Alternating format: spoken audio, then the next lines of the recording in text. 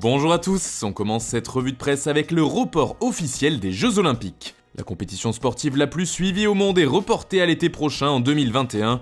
Forcément, la nouvelle fait les gros titres un peu partout en Europe, comme ici avec le journal L'Équipe, qui titre Astérix aux Jeux Olympiques en 2021, en hommage à Albert Uderzo, l'un des créateurs de la célèbre bande dessinée qui est décédé hier. En Angleterre aussi, on parle des JO de Tokyo, comme ici en couverture du quotidien The Independent, qui explique que le temps manquait pour pouvoir jouer cette compétition en temps et en heure. Ce report des JO concerne bien entendu les footballeurs et pourrait avoir des conséquences importantes quant à ses participants, car la limite d'âge pour participer au tournoi olympique est fixée à 23 ans. Certains joueurs qui devaient être présents la dépasseront l'été prochain. Pour l'instant, le comité international olympique n'a pas apporté de précision à ce sujet.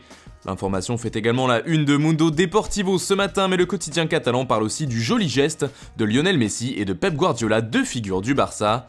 Ils ont chacun donné 1 million d'euros pour lutter contre le coronavirus. Toujours en Espagne, le directeur général du Betis a fait une sortie remarquée hier, et celle-ci fait parler dans le journal sportif de Séville, Estadio Deportivo. Federico Martinez Feria s'est voulu rassurant sur la santé économique du club. Il a expliqué que malgré la probable non-qualification européenne du Betis, il n'y aura pas de vente obligatoire cet été. Le club pourra maintenir son effectif actuel, mais il sera en revanche compliqué de se renforcer. Et si Estadio Deportivo a choisi Nabil Fekir pour illustrer ses déclarations, ce n'est pas un hasard. En effet, l'international français est souvent évoqué comme un possible départ pour enflouer les caisses. Il serait notamment dans le viseur de l'AC Milan. En Italie, la presse parle comme partout du report des JO, mais aussi de la fin de saison en ce qui concerne les championnats. C'est par exemple le cas du Corriere dello Sport qui lance le compte à rebours, le Scudetto en 45 jours.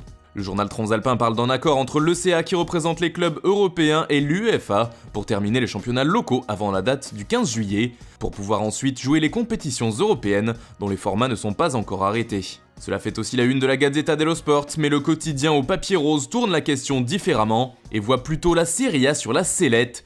D'après le média italien, le championnat pourrait bien sauter s'il ne reprend pas dès le mois de mai. En Angleterre, les titres de presse parlent aussi des conséquences de l'arrêt des compétitions à cause du Covid-19, mais ici elles concernent la fenêtre des transferts, normalement ouverte entre juin et le début du mois de septembre. Mais tout ceci pourrait bien changer si on en croit les informations du Daily Mirror. On se dirige vers une période de mercato totalement inédite. Celle-ci pourrait durer bien plus longtemps que prévu, jusqu'au mois de janvier prochain, peut-on lire en une du tabloïd. C'est en tout cas l'une des propositions faites par les instances dirigeantes du foot, d'après le Daily Mirror. Affaire à suivre. Enfin, on continue de parler mercato pour finir cette revue de presse, mais du côté de la Catalogne, le Barça est obligé de vendre, affirme Sport ce mercredi, et le journal nous donne déjà une liste des 8 joueurs que le club poussera vers la sortie en priorité. D'abord, Braithwaite, arrivé récemment en tant que joker médical. Il y a aussi Neto, le gardien. Coutinho, prêté cette saison au Bayern, le jeune milieu Carles Alena. Toujours dans le cœur du jeu, 2 joueurs souvent évoqués dans les départs, Vidal et Rakitic. Et enfin, 2 Français seraient directement concernés. Samuel Umtiti, mais aussi Antoine Griezmann, arrivé pourtant cet été.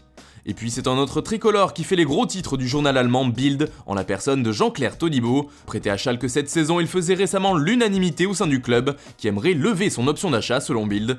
Seul problème, elle s'élève à 25 millions d'euros, ce qui pourrait faire trop pour Schalke, notamment si la crise sanitaire se prolonge.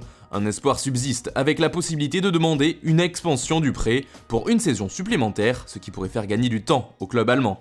Voilà, c'est tout pour ce matin, bonne journée à tous, on se retrouve dès demain pour une nouvelle revue de presse sur Foot Mercato.